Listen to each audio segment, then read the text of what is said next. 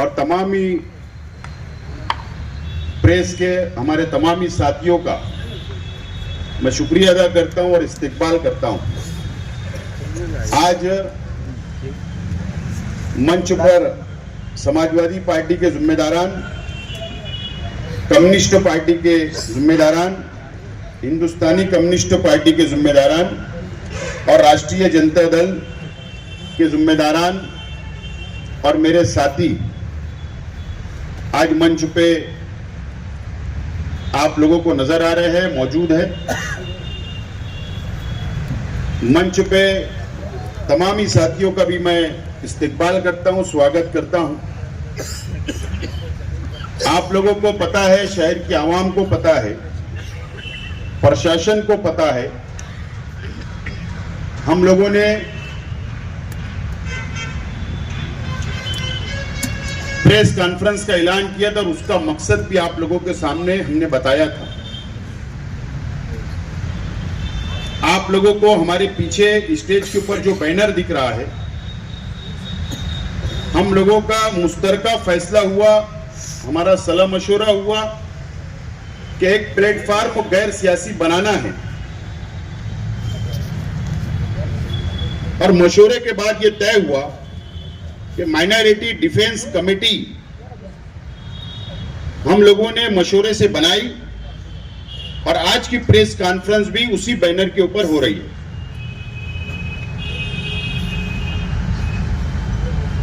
आप लोगों को पता है कि मालेगांव शहर ये मस्जिद और मीनारों का शहर है। मुसलमानों की बड़ी तादाद यहां पर रहती है और पार्लियामेंट के इलेक्शन के बाद से सरकारी पार्टी बीजेपी और फिरका परस्त पार्टियों की तरफ से मालेगांव शहर को बदनाम करने की शुरुआत की गई और आज भी बदनाम किया जा रहा है। सिर्फ मालेगांव नहीं, महाराष्ट्र में अलग अलग शहरों में अलग अलग मुस्लिम बस्तियों को बदनाम करने का काम बीजेपी की तरफ से, सरकारी पार्टी की तरफ से, फिरका परस्त पार्टियों की तरफ से किया जा रहा है। मालेगांव को सबसे पहले जो बदनाम किया गया वो वोट जिहाद के नाम पर,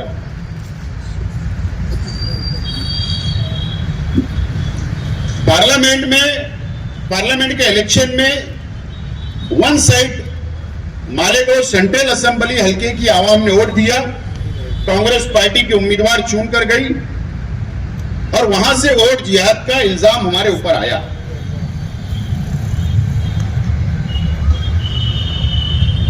और कुछ महीने पहले किरीट सोमैया के और जिहाद के लिए मालेगांव शहर में रुपया पैसे का इस्तेमाल किया गया और पहला इल्जाम यह लगाया गया कि 100 करोड़ से ज्यादा यहां पर फंड आया है अलग अलग अकाउंट में। वो फिर 1100 हुआ, फिर 2200 और ना जाने आगे बढ़ रहा है। और मालेगांव को बेस बनाकर, सेंटर बनाकर बोले पूरे मुल्क के अंदर और मुल्क के बाहर यहां से पैसा गया। आप, मेरा सवाल है किरीट सोमैया से, मेरा सवाल है सरकार से,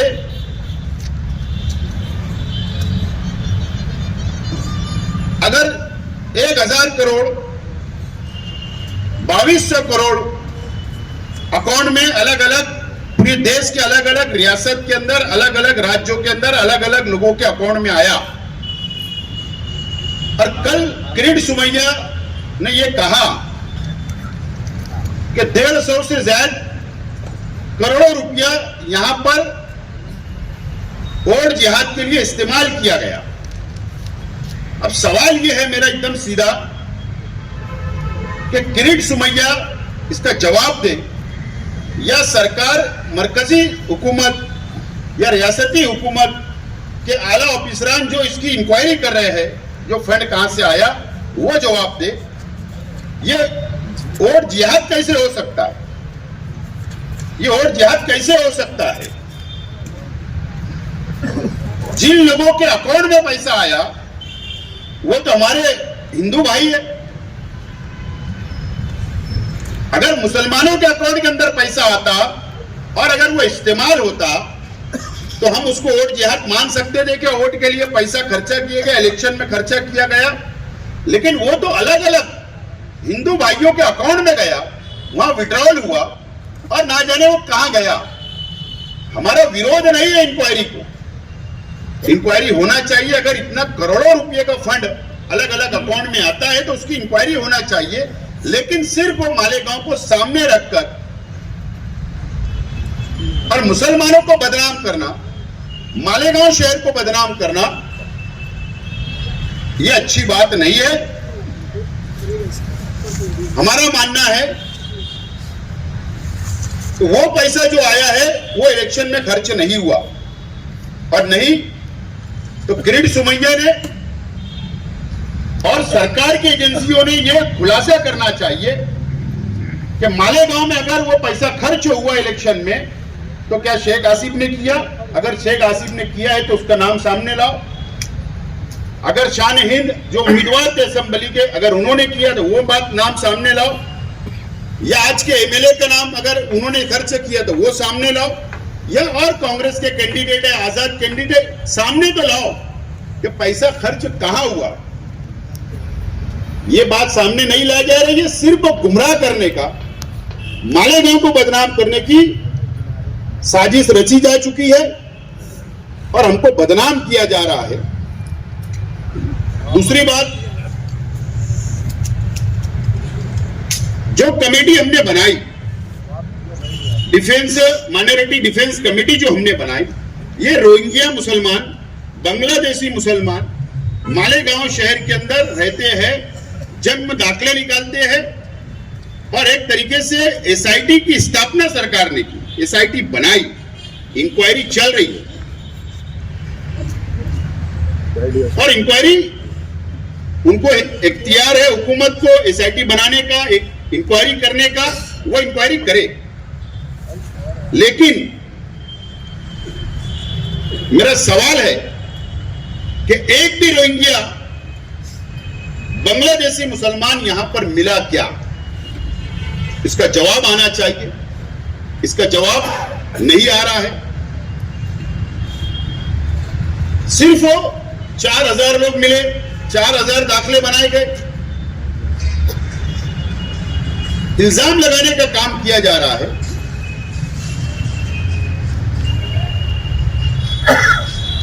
इसीलिए हम लोगों ने माइनॉरिटी डिफेंस कमेटी बनाई और आज हमने एक प्लेटफॉर्म तैयार किया है जो अलग अलग पार्टियों के जिम्मेदारान आज मंच पर है और लीगल लड़ाई के लिए, कानूनी लड़ाई के लिए एडवोकेट अजीम खान साहब, एडवोकेट तौसीफ साहब, एडवोकेट हिदायतुल्लाह साहब भी मंच पर है। हमने ये फैसला किया है कि जो मालेगांव को बदनाम किया जा रहा है, मुसलमानों को बदनाम किया जा रहा है, अलग अलग रोहिंग्या के नाम पर, बांग्लादेशी के नाम पर, फंड के नाम पर, तो इसके लिए आज कानूनी तौर पर भी और जमहूरी तौर पर भी आज बीजेपी और उनके लीडरान जो इल्जाम लगा रहे हैं उनका जवाब देने के लिए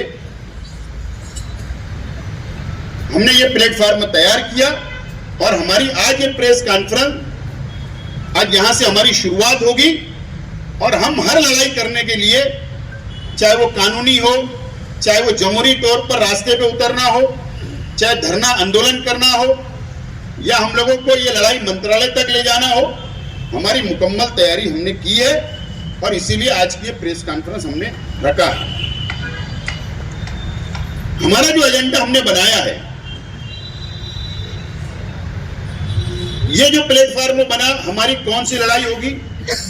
हमारा सिंपल एजेंडा है कि रोहिंग्या मुसलमान के नाम पर जो शहर को बदनाम किया जा रहा है, हमको कानूनी तौर पर भी लड़ाई लड़ना और साथ में वक्फ बोर्ड का जो बिल केंद्र सरकार जो बिल पेश करने वाली है पार्लियामेंट में, जो जॉइंट पार्लियामेंट कमेटी बनी, जायजा लिया गया और जायजा लेने के बाद अब ये समझ में आ रहा है कि आइंदा पार्लियामेंट के सेशन में वो बिल पेश किया जाएगा और वो लागू कर दिया जाएगा अक्सरियत की बुनियाद पर और हमारे इख्तियार छीन लिए जाएंगे। वक्फ बोर्ड के जो मेंबरान होते हैं उसके अंदर 100% अभी के कानून के मुताबिक मुसलमान ही होते हैं। जो ट्रिब्यूनल कोड चलता है उसके अंदर भी मुसलमानी जज होते हैं। ये सब इख्तियार निकालने के साथ साथ में ये तमाम इख्तियार वो कलेक्टर को देना चाहते हैं और इसके लिए हमने ये तय किया है कि वक्फ बोर्ड के लिए भी लड़ाई लड़ी जाएगी। ये हमारे दो मुतालबात है, दो एजेंडे में हमने दो, एक रोहिंग्या मुसलमान और दूसरा वक्फ बोर्ड, ये हमने शामिल किया है और ये लड़ाई गैर सियासी तौर पर इसी बैनर के नीचे इस नाम से हम लोग ये लड़ाई लड़ने के लिए हमारी तैयारी है और इसीलिए आज की प्रेस कॉन्फ्रेंस ली जा रही है। हम शहर की आवाम के साथ खड़े रहेंगे। अगर कहीं भी जबरदस्ती नजर आई, अगर जबरदस्ती केसेस बनाए जाएंगे, जबरदस्ती बदनाम किया जाएगा, फंसाने की कोशिश की जाएगी, तो हम लोग डिफेंस कमेटी की तरफ से रखी गई है। आपके सामने अभी आसिफ भाई ने डिटेल से बात रखी। हमारा मकसद इस कमेटी को बनाने का ये है कि जिस तरीके से मालेगांव शहर की बदनामी हो रही है, ये मुस्तकबिल में इस शहर के लिए अच्छा नहीं रहेगा। हमारे यहाँ 2006 को बम ब्लास्ट हुआ, उसके बाद मालेगांव के ही लोगों को गिरफ्तार किया गया और मालेगांव की बदनामी मुसलसल होती रही। 2015 में जब मकोका कोर्ट ने उन सब मुसलमानों को जो मालेगांव शहर के थे डिस्चार्ज किया कि ये नहीं है, तो सालों लग गए उस बदनामी को दूर करने में और आज वापस बांग्लादेशी के नाम से मुसलसल बदनाम किया जा रहा है।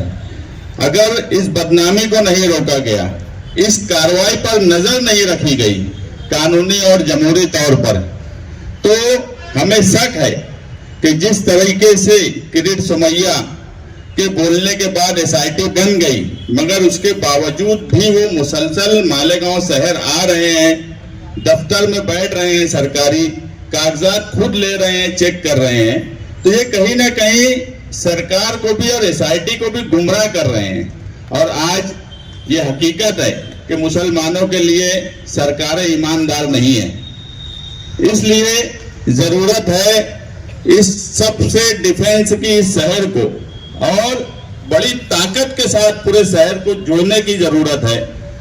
आज पूरा शहर अगर इस मामले में एक साथ नहीं जुड़ पाया तो इस शहर का मुस्तकबिल अच्छा नहीं रहेगा। मैं पहले भी बोला और हमारे मुतालबात यही है कि एसआईटी बन गई, एसआईटी जिस तरीके से कार्रवाई कर रही है, घरों पर जाकर न दिन देख रही है न रात देख रही है चौकसी के नाम पे, ये तरीका बिल्कुल गलत है। अगर एसआईटी अपनी इंक्वायरी कर रही है तो शफाफ इंक्वायरी करे। जब किसी अगर उनके पास कोई पेपर है वो चेक करना चाहते हैं तो उनको नोटिस दें, उनको बुलाया जाए, अपने ऑफिस में बुलाएं और पेपर चेक करना है चेक करें। मगर घरों पर जाया जा रहा है, 10-15 लोग 20 लोग पहुंच रहे हैं, पुलिस डिपार्टमेंट, सरकारी दफ्तर। हमारे यहाँ बहुत पढ़े लिखे लोग नहीं है झोपड़पट्टी में। आज तुम्हारे और मेरे ही घर पर अगर 10-15 लोग आ जाए तो एक घबराहट तारी हो जाती है, एक दहशत का माहौल है। तो इस तरीके से इंक्वायरी कभी नहीं हुई है कि मालेगांव शहर के घर घर रात में दस्तक दी जा रही है। औरतों के पास कौन सा पेपर है उस वक्त नहीं है, उनको नहीं मालूम। घर अगर नोटिस देंगे, जिम्मेदार जाकर जो भी उनको चेक करना है वो कोई वक्त तय करे, ऑफिस उनका तय करे, जहां उनको बुलाना है पुलिस स्टेशन में, प्रांत कचहरी में, वहां बुलाए। मगर इंक्वायरी इस तरीके से शफाफियत के साथ की जाए।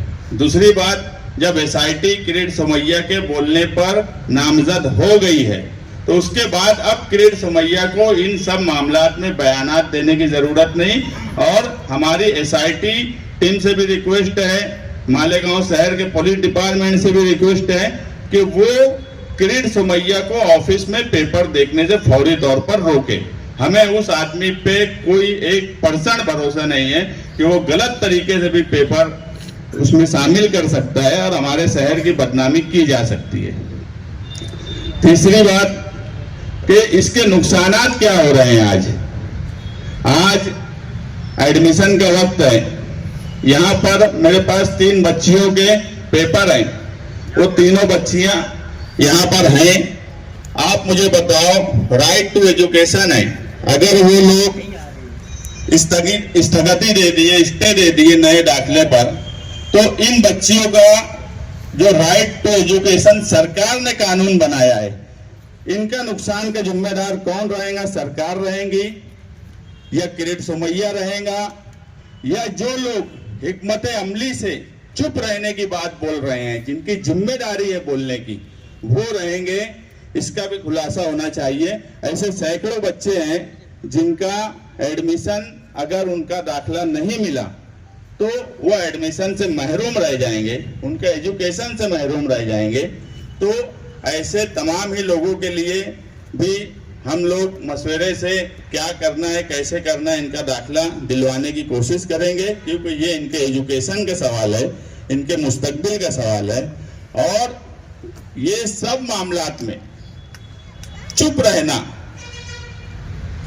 रहना ये आप समझ लो कि एक बुज़दिली है, और चुप रहना ये कहीं ना कहीं रजामंदी है फिरका परस्तों की बात अगर जो बोली जा रही है उसको मानने की। जब 2006 में बम ब्लास्ट हुआ तो केस मकोका कोर्ट में चल रहा था, दूसरी कोर्ट में चल रहा था, मगर इस शहर में आंदोलन और तहरीक हो रही थी। हमेशा एक बात याद रखना कि कोई भी सवाल अगर है, आज 26 जनवरी है, कॉन्स्टिट्यूशन का आज यौम जमहूरिया है, तो आप एक बात समझो कि अगर तुम कुछ बोले नहीं तो उसका मतलब भी ये निकाला जाएगा कि ये लोग कहीं ना कहीं इसमें शामिल हैं। और बम ब्लास्ट के वक्त इसीलिए हर वक्त तहरीक चलाई जा रही थी, और हर तहरीक, हर अवामी आंदोलन का असर आप यकीन मानो सरकार से लेके आज कोर्ट तक पड़ता है। अगर आप आंदोलन और तहरीक नहीं चलाएंगे तो आप ये बात मान लो कि आप ये मानते हो कि ये सब जो हो रहा है ये सही है। बस हमारा यही बोलना है कि जो डिफेंस कमेटी बनी है, मालेगांव शहरियान को इसके साथ जोड़ना चाहिए। ये गैर सियासी तंजीम है और पूरे शहर को जोड़ने के लिए ये तंजीम बनाई गई है, तो मालेगांव शहरियान इससे जुड़े और defence committee, minority defence committee जो भी आगे कदम उठाती है उसके साथ कदम से कदम मिलाए। हमने इसमें जो वक्फ बोर्ड का सवाल भी इसलिए लिया है कि आप देख रहे होंगे कि जेपीसी की जो मीटिंगें हो रही हैं उसमें अब कहीं ना कहीं लग रहा है कि कुछ गड़बड़ हो रही है। और 31 जनवरी को जो जेपीसी के अध्यक्ष हैं उन्होंने रिपोर्ट देने की बात बोल दी है, तो वो सवाल भी बहुत अहम है खास तौर से मुसलमानों के लिए। इसलिए वो सवाल को भी शामिल किया गया है कि वक्त जैसे हालात आएंगे हम उस मामले में भी शहर की तरफ से वक्फ बोर्ड के सवाल पर नुमाइंदगी करने की ज़रूरत है, वो हम करेंगे। ये 2 सवाल पर माइनॉरिटी डिफेंस कमेटी बनी है। आगे अगर कोई और हालात पैदा हुए जो ज़रूरत रही तो हम वो सवाल भी माइनॉरिटी डिफेंस कमेटी में शामिल करेंगे। 26 जनवरी की मुबारकबाद देता हूँ। बीजेपी हुकूमत आने के बाद अक़लियतों पे जो जुल्म हो रहे हैं, इसका नोटिस फिलहाल जो नए चीफ जस्टिस है उन्होंने लिया है। 26 जनवरी के प्रोग्राम में अदालत में सिर्फ राष्ट्रगीत पढ़ा जाता था। अभी bar council of Maharashtra, Goa और चीफ जस्टिस ने एक सर्कुलर निकाला है और इस सर्कुलर के तहत राष्ट्रगीत के बाद प्रेमबल पढ़ना जरूरी किया है। भारत का संविधान क्या है कि आज भी ये टिका हुआ है। जहां तक इस कमेटी का काम है, मैं तमाम सियासी पार्टी को मुबारकबाद देता हूँ कि गैर सियासी प्लेटफॉर्म अक़लियतों के फलाह बहबूद के लिए बनाया गया है। एक अच्छी कोशिश है, एक अच्छा इनकलाब है। मालेगांव सिर्फ मालेगांव ही नहीं, जहाँ जहाँ मुस्लिम अक़लियत है उन्हें बदनाम करने की बीजेपी की एक साजिश है। इस दफ़ा बीजेपी को उनके मनफे के मुताबिक मेजॉरिटी नहीं मिल पाई और इसलिए उसका इस्तेज़ाब करने के बाद उन्होंने अक़लियतों पर जुल्म करना शुरू किए। डॉक्टर भांबे चूँकि हार चुके थे, इससे पहले भी हारे हैं कई बार बीजेपी के लोग, कोई ये नई चीज़ नहीं है। लेकिन इस बार तमाम सियासी पार्टियों ने एक तरफा अपनी सियासत के बाजू रख के कांग्रेस के सेकुलर लीडर को जिता के दिया है और ये बात उनसे हजम नहीं हुई। मालेगांव को हमेशा बदनाम किया गया है। कोविड के वक्त मालेगांव के मुसलमानों को बदनाम किया गया है, लेकिन यही काला पूरी दुनिया में फिर उसने नाम रोशन किया। अब बांग्लादेश और रोहिंग्या के नाम पर बदनाम किया जा रहा है। सितम ज़रीफ़ी तो देखिए कि खुद हुकूमत ने बांग्लादेश की माजून सदर को पनाह दी है और यहाँ पे बांग्लादेशी और रोहिंग्या के नाम से कह रहे। क्रिएट सोमैया दरअसल इनका एक एजेंट है, उसके तहत पैसा कमाने की, खौफ आराज की ये एक साजिश की गई है। तहसीलदार नायब तहसीलदार को बिला वजह सस्पेंड किया गया है अपने पावर का नाजायज फायदा उठा के। 4000 रोहिंग्या मिले हैं बता रहे हैं, जबकि अंदरूनी मालूमात ऐसी है कि एक भी सर्टिफिकेट बोगस नहीं। कुछ सर्टिफिकेट में कागजात कम हो सकते हैं, वो अलग बात है। जितने भी दाखिले दिए गए हैं, एक मिसाल तो ऐसी है कि एक सूरत के शख्स है, उन्होंने यहाँ दाखिला लिया है और बताया गया कि भाई बाहर के लोग आके दाखिले ले रहे हैं, लेकिन दरअसल उसकी पैदाइश मालेगांव की है और उनके 1956 के उन्होंने कागजात दाखिल किए हैं, घर की सेल डीड है और जो मकानात लिए और दूसरी चीज़ें, राशन कार्ड उस वक्त के हैं। जबकि बांग्लादेश 1973 में इजाद हुआ। सिर्फ किसी तरह मुसलमानों को बदनाम करने के लिए वोट, जिहाद और ये तमाम चीज़ें जो लाई जा रही हैं। जो बैंक से पैसा निकला है, तमाम जो मुलविस बच्चे हैं वो भी, उन्हें एक तरह के कॉन्स्पिरेसी की गई, शायद कुछ रकम देखी गई और बड़े बड़े ट्रांजैक्शन किए गए, लेकिन उस ट्रांजैक्शन का और इलेक्शन का दूर से कोई ताल्लुक नहीं। लेकिन सिर्फ वो जोड़ा जा रहा है और इल्ज़ाम लगाया जा रहा है सिर्फ इसलिए कि मालेगांव के लिए नहीं, सिल्लोड़ की भी बात आई है। जाहिर है सिल्लोड़ में भी अब्दुल सत्तार थे, उनकी सियासी रस्साकशी है। वहाँ पर भी बताया गया है कि वहाँ पे बांग्लादेशी रोहिंग्या है। औरंगाबाद, अचलपुर, जहाँ जहाँ मुस्लिम आबादी है वहाँ हर जगह SIT बिठाई जा रही है। SIT ने पूरी कोशिश की है अभी तक, जहाँ तक हमारी मालूमात,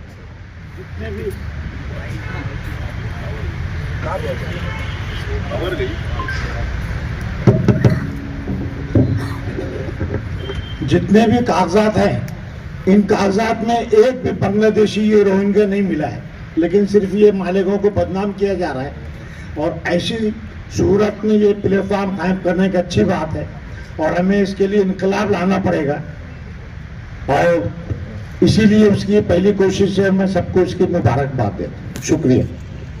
शहर को ज़रूरत थी तो आपने ये कमेटी बनाया, बहुत अच्छी बात है। एक सहारा सर को यानी शहर को मिल जाएगा। लेकिन कुछ लीडर ऐसे भी है जो ये कह रहे हैं कि भाई इसकी ज़रूरत नहीं थी, अगर इस पे बात करनी है तो मैं असेंबली में बात करूंगा और अभी यानी ये बहुत जल्दी हो जाएंगी, पहले SIT क्या करती इसके बारे में सोच लो। तो इस बारे में आपका क्या ये है? क्योंकि ऐसे भी सवाल उठ रहे कि आप हो सकता आगे की सियासत के लिए आप सब एक साथ आ गए होंगे, ये भी आप पे इल्ज़ाम लगाया जा रहा है। नहीं, वो जौहर भाई का सवाल मैं आगे बढ़ा रहा कि आने वाले कारपोरेशन इलेक्शन के मद्देनजर तो नहीं आप ये कमेटी बनाए? मैं जवाब में, हाँ आप जवाब दीजिए। नाम लेके बोले तो अच्छा रहेगा। हाँ आप जवाब। मेरा ये था कि आप सब लोग बोल दिए, शान मैडम अगर इसका जवाब दे देते तो क्या? 2014 से जब से बीजेपी हिंदुस्तान में राज करने आई है, उसके बाद से मुसलसल ऐसे कानून बनाए जाते हैं जिससे माइनॉरिटी को तकलीफ दी जाती है जानबूझ के। मैंने एक तकरीर, आप जिनकी बात कर रहे हैं, मैंने कल सुना। मैं ये समझती हूँ कि शायद ही कोई हिंदुस्तान में बीजेपी के अलावा कोई ऐसे लोग नहीं होंगे जो एक आम शहरी है, उन्होंने कभी भी हुकूमत की बनाई हुई एजेंसी पर भरोसा नहीं की। ये कैसे भरोसा कर रहे हैं, ये सवाल और मजम्मत होना चाहिए। उसकी वजह ये है कि जब हमारे ऊपर एनआरसी की मुसीबत आई, वो कानून के खिलाफ हिंदुस्तान के न सिर्फ मुसलमान बल्कि दूसरी माइनॉरिटी ने भी बैठकर उसकी मजम्मत की, क्योंकि मजम्मत करना इस बात की गवाही होती है कि वो इस बात को नापसंद कर रहे हैं। अगर मालेगांव शहर खामोश रहेगा तो इसका मतलब ये निकाला जाएगा कि हम भी ये मानते हैं कि कहीं ना कहीं गलत काम हुआ, इसलिए ज़रूरी है कि मजम्मत की जाए। दूसरा ये कि पार्लियामेंट के जो मालेगांव शहर से नुमाइंदी थी, उनका काम था कि जब मालेगांव शहर पर इल्ज़ाम लगाया जा रहा था तो उन्होंने पार्लियामेंट जो है वो हिंदुस्तान की सबसे बड़ी कॉन्स्टिट्यूशनल मजलिस है, वहाँ पर उनको बोलना चाहिए था। और जो बोला गया कल कि एसआईटी बनने के पहले कोई इजलास, सब इजलास पहले हुए बाद में नहीं हुए, लेकिन नागपुर के इजलास में मुख्यमंत्री देवेंद्र फडणवीस ने मालेगांव के खिलाफ बोला था, चाहे वो वोट जिहाद की बात हो, लैंड जिहाद की बात हो या जो बैंक में टर्नओवर चल रहा था उसके बारे में, लेकिन मालेगांव शहर के नुमाइंदा उस वक्त खामोश थे। अगर वहां इस बात का एहतजाज किया जाता कि मालेगांव शहर पर आप लोग बेजा इल्जाम लगा रहे हो, तो मुझे लगता है कि एसआईटी की मुसीबत नहीं आती, क्योंकि असेंबली जो है वो लॉ मेकिंग अदारा है, वहाँ बोला गया हर जुमला जो है वो एक कानून का दर्जा रखता है। वहाँ खामोश रहना, मैं ये मानती हूँ कि शहर के नुमाइंदे की मुजरिमाना खामोशी है। मुस्तकीम भाई, आपने अभी कहा था कि पूरा शहर को जोड़ने के लिए ये कमेटी बनाई गई है। वंचित बहुजन अघाड़ी के लोग आ गए, आकाश भाई मुस्तकीम भाई, मेरा सवाल ये है कि मुस्तकीम भाई, आपने अभी कहा कि पूरे शहर को जोड़ने के लिए कमेटी बनाई गई है। सेंट्रल हल्के का ये मसला है ज़्यादा। सेंट्रल हल्के की दो बड़ी सियासी पार्टियां, कांग्रेस और मजलिस इत्तेहादुल मुस्लिमीन को आप जोड़ेंगे या नहीं जोड़ेंगे? कांग्रेस और आपने कहा एमआईएम के लोगों को जोड़ेंगे। देखो, हम लोग जो है आज हम ऐवान में नहीं है, हम लोग एहतजाज कर सकते हैं, हम कोर्ट में जा सकते हैं, लेकिन जिस पार्टी का आपने नाम लिया, कांग्रेस का नुमाइंदा पार्लियामेंट में था, और जब मालेगांव शहर पर इल्जाम लगाया जा रहा था तो वो खामोश था। दूसरा मौका था असेंबली के मेंबर को जो असेंबली में थे, और वहां देवेंद्र फडणवीस जो सीएम है वो इल्जाम लगा रहे थे, तो ये तब भी खामोश थे। हम लोग असेंबली या पार्लियामेंट में नहीं बोल सकते, उनके पास हक था बोलने का, उस वक्त वो खामोश थे, इसलिए उनकी खामोशी हमको मुजरिमाना लगती है। इसलिए हमको नहीं लगता कि जहां बोलना चाहिए था उन्होंने नहीं बोला, तो हमारे साथ ईमानदारी से रहेंगे कि उनको नहीं लेना चाहिए। इस्तकबालिया प्रोग्राम में आमदार ने आप पर इल्ज़ाम लगाया है कि किरीट सुमैया को लाने वाले आती है, एक होटल के अंदर आपकी मीटिंग हुई है, बहुत जल्द वो उनका इशारा उनके ऊपर ही था। आज के एमएलए जब से सियासत में आए हैं, जब से गैर जिम्मेदाराना बयानबाजी करते हैं, और कल भी उन्होंने गैर जिम्मेदाराना बयानबाजी की। मुझे नहीं लगता कि उस शख्स को कोई जवाब देना चाहिए। शहर में रोहिंग्या के नाम पर एसआईटी बन जाती है, मालेगांव के लिए स्पेशल एसआईटी बनी, पूरे महाराष्ट्र के लिए नहीं बनी। वो शख्स खामोश है। जन्म दाखिला जो बनता था, जैसा अभी 3 बच्चियां आपके सामने आई, इनका मुस्तकबिल क्या स्टे आ गया, वो शख्स खामोश है।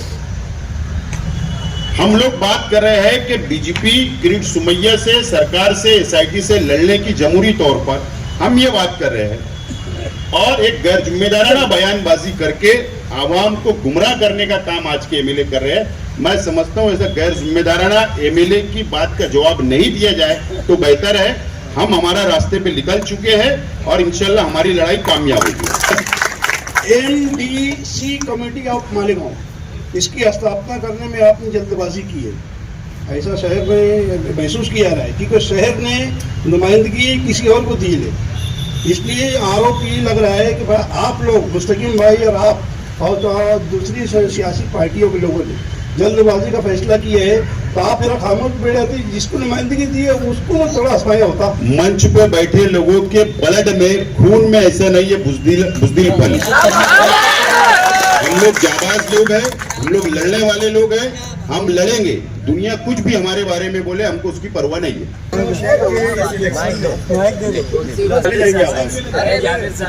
इससे सवाल है, पहले पूछो, सब बैठे। आप इसे सवाल है, एक पार्टी के नुमाइंदों को नकारा है। अब आप शहर को जोड़ने की और रास्ते पे उतरने की बात कर रहे हैं।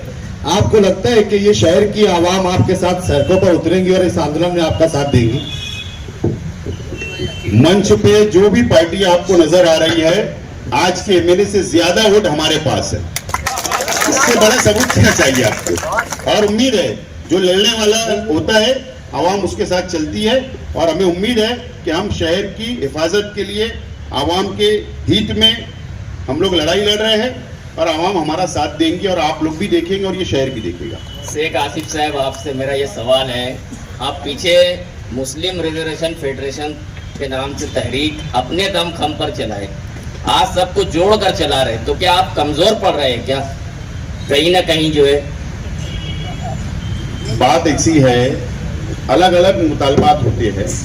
वो रिजर्वेशन की तहरीक पूरे महाराष्ट्र के लिए थी और स्पेशल एसआईटी सिर्फ मालेगांव के लिए बनी है। तो जो हमारा हम ख्याल, हम मिजाज लोग, हम लोग हैं, लड़ने वाले लोग हैं और इसके लिए हम लोग लड़ने के लिए आगे बढ़ चुके हैं। कोई कमजोर नहीं है, कोई कमजोर नहीं। यहाँ पर मंच पे बैठे हुए हम लोग बहुत मजबूत है और ये शहर को हर इलेक्शन में धोखा खाया गया, धोखा मिला है, मजहब के नाम पर धोखा दिया गया।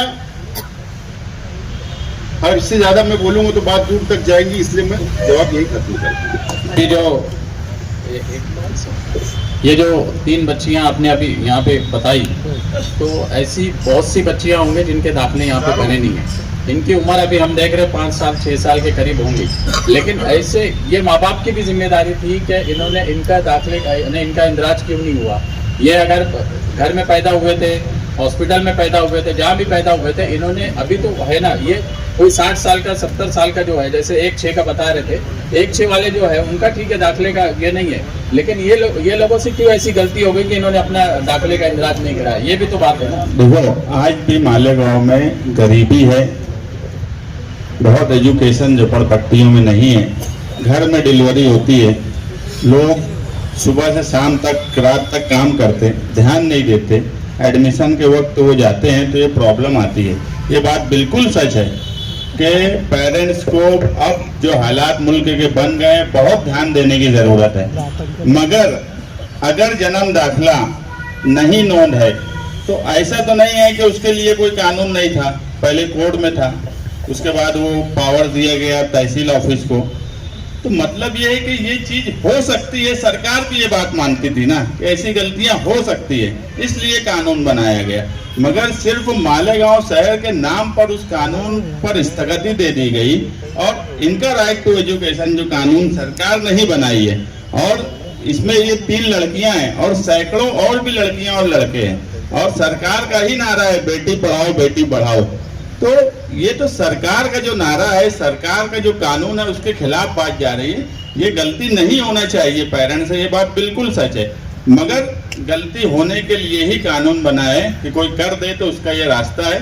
हम हर हाल में कल जाएंगे, अभी आसिफ भाई ने कहा, इनके लिए, और इंशाअल्लाह हम इनका हक इनको दिला के रहेंगे। वो 2 बार ते अत्यंत महत्त्वाच्या मुद्द्यावर आहे। मालेगाव शहर आणि तालुका हा स्लम एरिया आहे। प्रामुख्याने मालेगाव शहरामध्ये रोजगार उपलब्ध नाही, अशा अनेक समस्या मालेगाव शहरामध्ये असताना देखील एक जातीचं राजकारण मालेगाव शहरात सुरू आहे। यामध्ये मोठ्या प्रमाणात जन्मदाखले असो, जन्म प्रमाणपत्र असो, यामध्ये घोळ झालेला आहे आणि अशा विविध कारणाने मालेगाव शहराचं नाव हे बदनाम करण्याचं षडयंत्र आज रोजी मोठ्या प्रमाणात सुरू आहे। यामध्ये आम्ही रिपब्लिकन सेनेच्या वतीने या कारवाईचा सर्वप्रथम आम्ही निषेध करतो। प्रामुख्याने शहराला अत्यंत गरज आहे ती रोजगाराची, व्यवस्थेची, शिक्षणाची, परंतु शहरामध्ये ना रोजगाराची निर्मिती केली जाते, ना शिक्षणाच्या चांगल्या संधी दिल्या जातात, परंतु माणसामध्ये मतभेद निर्माण केलं जातं। हा तिकडचा आहे, हा इथला आहे, हा तिथला आहे, यामध्ये मतभेद निर्माण करून एकामध्ये लढवण्याचं काम केलं जातं. प्रामुख्याने आज रोजी आपल्याला सांगू इच्छितो की जातीयतेच्या भिंती तोडू, संविधानाने भारत जोडू. जातीयतेच्या भिंती तोडू, संविधानाने भारत जोडू. आणि या पार्श्वभूमीवर असं एक शेरही आहे, जब जब जुल्म करेगा सत्ता के हथियारों से, चप्पा चप्पा गूंज उठेगा जय भीम के नारों से. प्रत्येक वेळेस ज्यावेळेस अन्याय अत्याचार होतो, ज्या वेळेस संविधानाची गोष्ट येते, कॉन्स्टिट्यूशनची गोष्ट येते, त्यावेळेस कुठलीही परिस्थिती न बघता, त्याचा परिणाम न बघता आपण एकजुटीने उभे राहतो. तसंच आज आपल्या शहरावर सुद्धा मोठा महाभयंकर राजकारण आपल्या शहरावर सुरू आहे आणि महाभयंकर संकट आज रोजी आपल्या समोर उभं आहे. आपण एकत्र येऊन एकजुटीने या संकटाला सामोरे जाणार आहात आणि त्याचबरोबर या शहरामध्ये शांतता अबाधित राहिली पाहिजे, एकमेकांमध्ये वादविवाद न निर्माण झाला पाहिजे. या अनुषंगाने आपण एकजुटीने या लढाईला आपण उभे राहू, एवढंच सांगतो. की तौर पर जाना जाता है. माजी में आप लोगों ने भी तहरीकें चलाई है, आज प्रेस कॉन्फ्रेंस हो रही है, कल एसआईटी से आपकी टीम मुलाकात करेगी. मुस्तकबिल में धरना, आंदोलन, तहरीक, जलसा कुछ लेने का इरादा है, कब लिया जाएगा, उसकी तफसीलात भी उजागर कर दें. कल जब एसआईटी की टीम से हम जो निवेदन देने वाले हैं तो उसमें अल्टीमेटम के तौर पर धरने का ऐलान और तारीख कल वहां पे बताई जाएंगी. कि मुस्तकीम भाई से कि अभी आप लोग सब एक साथ जमा है, बहुत सारे लोग आपके साथ में समाजवादी में थे इलेक्शन के टाइम में, वो नज़र नहीं आ रहे. पहला सवाल ये है. दूसरा सवाल ने यहाँ पर जो आने वाला कारपोरेशन के इलेक्शन है उसको लेकर आपका क्या रोल रहने वाला है, जरा ये स्पष्ट करें. बनाने का मकसद शहर को बचाना है. दूसरी बात, कारपोरेशन का इलेक्शन आएगा, यहाँ पर तमाम ही पार्टी है, सब अपने अपने तौर पर मेहनत करेंगे. ये कोई सियासी गठबंधन नहीं है, ये एक इनकलाबी गठबंधन. अगर मैं बोलूँ शहर को बचाने के लिए तो एक इनकलाबी गठबंधन है, सियासी नहीं है. जिनके खाते में पैसे लाए गए वो सबके सब मासूम हो गए, मालेगांव शहर मुजरिम हो गया और बैंक भी सेफ हो गई. अब ना बैंक का नाम लिया जाता है, ना जिनके खाते में पैसे आए थे उनका नाम लिया जाता, सिर्फ मुसलमानों के गिन चुन के 3-4 नाम वही लिए जाते. तो क्या आप भी अपने तौर पर इसकी कोई जांच करेंगे कि उस बैंक में वाकई जो घोटाला हुआ, उस बैंक के लोग और जिनके अकाउंट में पैसे आए थे क्या वो भी इसमें शामिल थे क्या? इसका जिम्मेदार अगर मैं बोलूं तो इस शहर के एमएलए हैं. उसकी वजह है, जब मुख्यमंत्री नागपुर अजलास में उस मामले में बोल रहे थे, उस वक्त एमएलए वहां आसिफ भाई, मैं या यहाँ बैठे शान ये तो नहीं बोल सकते थे. उस वक्त अगर एमएलए उन 13 लोगों का नाम ले लेते, अकाउंट होल्डरों का और उनकी कंपनियों का, वही बात खत्म हो जाती. जितने जिम्मेदार फिरका परस्त हैं उतने ही जिम्मेदार मालेगांव शहर के एमएलए इसलिए है कि वो अपनी जिम्मेदारी नहीं निभाकर फिरका परस्तों की बात को सच साबित करते हैं. किया है कि कल बरोज पीर 27 जनवरी को सुबह 11 बजे सामने मेरी ऑफिस पर और समाजवादी ऑफिस पर हम लोग कल जमा होंगे 11 बजे.